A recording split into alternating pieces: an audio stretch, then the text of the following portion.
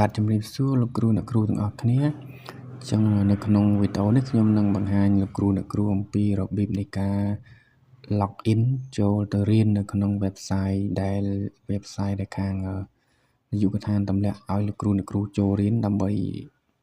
អភិវឌ្ឍនៅវឌ្ឍនភាពបាទចឹង website នេះគឺមានឈ្មោះថា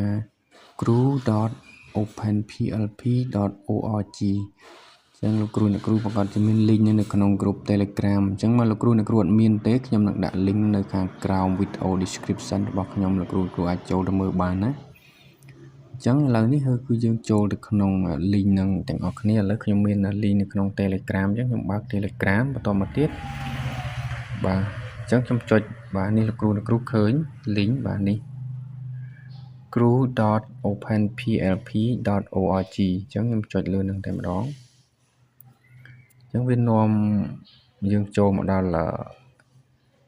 website នឹងតែម្ដងអញ្ចឹងខ្ញុំសូមចាក់ចេញសិនគឺនៅពេលដែលលោកគ្រូអ្នកគ្រូមិនទាន់ធ្លាប់ចូលមកគឺមិនឃើញដូចខ្ញុំទេដោយសារតែខ្ញុំធ្លាប់ចូលហើយចូលបានរៀនមួយវគ្គនិងទទួលបានវិញ្ញាបនបត្ររួចហើយទើបវាចេញរបៀបនេះអញ្ចឹងនៅពេលលោកគ្រូអ្នកគ្រូបើក link នឹងតែម្ដងវានឹងចេញទម្រង់របៀបនេះមកលោកគ្រូអ្នកគ្រូត្រូវឈរលើថ្នាលចូលតាមគណនី PLP បាទអញ្ចឹងចូលតាមគណនី PLP បាទអញ្ចឹងណាពណ៌ផ្ទៃមេឃពណ៌ខៀវហ្នឹងសំទោសមិនមែនពណ៌ផ្ទៃមេឃពណ៌ខៀវនៅលើកន្លែងណាគឺយើងឈរកន្លែងហ្នឹងអញ្ចឹងនេះយើងត្រូវមកឈរនៅលើចូលតាមកណនី PLP អញ្ចឹងនៅត្រង់កន្លែងនេះលោកគ្រូអ្នកគ្រូវាយusername ឬក៏ account PLP ដែលលោកគ្រូប្រើប្រាស់រាល់ថ្ងៃខ្លួនឯងហ្នឹងបាទនៅត្រង់កន្លែងនេះគឺលេខកូដសម្ងាត់ឥឡូវខ្ញុំសូមវាយបញ្ចូលគណនីរបស់ខ្ញុំតែម្ដងបាទដោយសារតែខ្ញុំបាន save អញ្ចឹងវាចេញមកស្រាប់តែម្ដងអញ្ចឹងខ្ញុំគ្រាន់តែចុចយកតែម្ដងបន្តមកទៀតគឺយើងចុចចូលបាទអញ្ចឹងវាប្រហែលជាអាចនឹងមានបញ្ហាសេវាអីជាដើមបាទឥឡូវចូលបានហើយអញ្ចឹងនៅពេលដែលចូលមកដល់កន្លែងនេះបាទលោកគ្រូអ្នកគ្រូមិនទាន់ធ្លាប់បានចូលរៀនវគ្គណាមួយទេនៅកន្លែងនេះគឺគ្មានទេបាទអត់មានចេញលេខទេគឺវា0 0ទាំងអស់ណាទាំងបញ្ចប់ឬក៏វិញ្ញាបនបត្រតែដោយសារតែខ្ញុំបានរៀនចប់មួយវគ្គនិងទទួលបានវិញ្ញាបនបត្រទើបខ្ញុំទៅកន្លែងនេះវាលោតរបៀបនេះមកអញ្ចឹងលោកគ្រូអ្នកគ្រូដែលដំបូងទើបតែចូលរៀនដំបូងលោកគ្រូអ្នកគ្រូចូលមើលកន្លែងត្រេ3ខាងលើខាងនេះគ្រូចុចមកហើយលោកគ្រូយកពាក្យថាវគ្គសិក្សារបស់ខ្ញុំបាទកន្លែងនេះបន្ទាប់មកទៀតដំបូងលោកគ្រូអ្នកគ្រូត្រូវរៀនវគ្គមួយគេហៅថាការគ្រប់គ្រងថ្នាក់រៀនបែបវិជ្ជមានអញ្ចឹងវានឹងចេញទម្រង់របៀបនេះមកអញ្ចឹងនៅពេលដែលលោកគ្រូអ្នកគ្រូចុចលើមេរៀននោះគឺប្រព័ន្ធនឹងទាមទារឲ្យលោកគ្រូវាយលេខកូដគឺវាចេញទម្រង់របៀបនេះបាទនេះគឺកូដរបៀបនេះប៉ុន្តែមិនមែនលេខកូដដែលលោកគ្រូអ្នកគ្រូកំពុងតែឃើញនៅលើអេក្រង់នេះទេអញ្ចឹងលេខកូដគឺលោកគ្រូអ្នកគ្រូគ្រាន់តែចុចមកហើយលោកគ្រូអ្នកគ្រូវាយពាក្យថា K R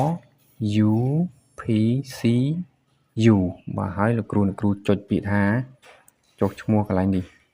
បាទអញ្ចឹងដោយសារតែខ្ញុំបានចុះឈ្មោះហើយខ្ញុំមិនចុចទៀតទេឥឡូវខ្ញុំនឹងសាកល្បងចុចជួលគ្រូអ្នកគ្រូមើលតើវានឹងចេញយ៉ាងម៉េចអញ្ចឹងខ្ញុំនឹងទៅសេអក្សរហ្នឹងនៅលើអេក្រង់តែម្ដង K R U P C U ខ្ញុំចុចចុះឈ្មោះបាទអញ្ចឹងគេប្រាប់ខ្ញុំថា you are already enrolled in the course បានន័យថាខ្ញុំបានចុះឈ្មោះចូលរៀនវគ្គហ្នឹងរួចហើយបាទអញ្ចឹងខ្ញុំចុះឈ្មោះទៀតក៏មិនមានដែរអញ្ចឹងលោកគ្រូអ្នកគ្រូដែលថ្មីចូលមកគឺគេទាមទារលោកគ្រូចុះឈ្មោះរបៀបហ្នឹងអញ្ចឹងបន្តមកទៀតលោកគ្រូអ្នកគ្រូអាចចាប់ផ្ដើមរៀនមេរៀនរបស់លោកគ្រូអ្នកគ្រូបានហើយសូមបញ្ជាក់ថាមេរៀនលោកគ្រូរៀនចប់មួយមេរៀនទើបអាចចូលទៅមេរៀនបន្តទៀតបានលោកគ្រូមិនអាចរំលងមេរៀនណាមួយបានទេបើសិនជាលោកគ្រូរំលងគឺប្រព័ន្ធមិនអនុញ្ញាតឲ្យលោកគ្រូរំលងទេហើយចំពោះមេរៀនណាមានវីដេអូលោកគ្រូអ្នកគ្រូក៏ត្រូវតែមើលវីដេអូនោះឲ្យដល់ចប់ដែរលោកគ្រូអ្នកគ្រូមិនអាចគេហៅចុចអូសទៅមុខដើម្បីឲ្យវាលឿនបានទេគឺប្រព័ន្ធបានបិទមុខងារនឹងហើយគឺលោកគ្រូអ្នកគ្រូមិនអាចធ្វើការចុចអូសរំលងឲ្យវីដេអូទៅលឿនបានទេបើ20នាទីលោកគ្រូត្រូវតែមើលវីដេអូនោះឲ្យគ្រប់20នាទីបាទវាមានវីដេអូខ្លះ20នាទីវីដេអូខ្លះ8នាទីតាមអ្វីដែលខ្ញុំធ្លាប់បានរៀនណាអញ្ចឹងលោកគ្រូអ្នកគ្រូអាចអនុវត្តតាមនឹងបានហើយកុំភ្លេចនៅពេលដែលមុននឹង ឆ្លងពីមេរៀនមួយទៅមេរៀនមួយលោកគ្រូត្រូវតែមានសុភៅបិចកត់ត្រាចម្លើយទុកផងពោះចុងបញ្ចប់នៃមេរៀនមួយតែងតែមានសំណួរឲ្យលោកគ្រូឆ្លើយអញ្ចឹងដើម្បីទទួលបានវិញ្ញាបនបត្រលុះត្រាតែលោកគ្រូឆ្លើយសំណួរត្រឹមត្រូវគ្រប់ទាំងអស់អញ្ចឹងខ្ញុំនឹងដាក់វិញ្ញាបនបត្រជូនលោកគ្រូមើលដោយសារតែ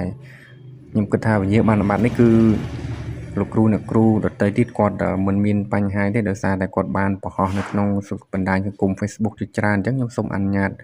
លោកគ្រូយកវិញ្ញាបនបត្រគាត់មកបង្ហាញជូនលោកគ្រូដទៃទៀតនៅក្នុងប្រព័ន្ធ social media មួយនេះបាទអញ្ចឹងវីដេអូរបស់ខ្ញុំគឺមានតែប៉ុណ្្នឹងទេអញ្ចឹងនៅពេលលោកគ្រូមួយទៀតសូមបញ្ជាក់បើសិនលោកគ្រូមេរៀនមួយណាដែលលោកគ្រូរៀនមិនទាន់ចប់យើងអាចបន្តរៀនថ្ងៃក្រោយទៀតបាន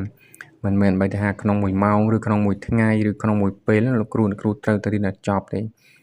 បើយើងមិនមានពេលច្រើនយើងរៀនកន្លះម៉ោងឬ1ម៉ោងហើយសល់ប្រហែលទៀតយើងអាចបន្តរៀននៅថ្ងៃក្រោយទៀតបានអញ្ចឹងវីដេអូរបស់ខ្ញុំគឺចែករំលែកជូនលោកគ្រូតែប៉ុណ្្នឹងទេហើយបើគិតថាមានប្រយោជន៍ជួយចែករំលែកបន្តទៀតផងបាទអញ្ចឹងអរគុណច្រើនសូមជម្រាបលាជូនពរលោកគ្រូមានសុខភាពល្អទាំងអស់គ្នា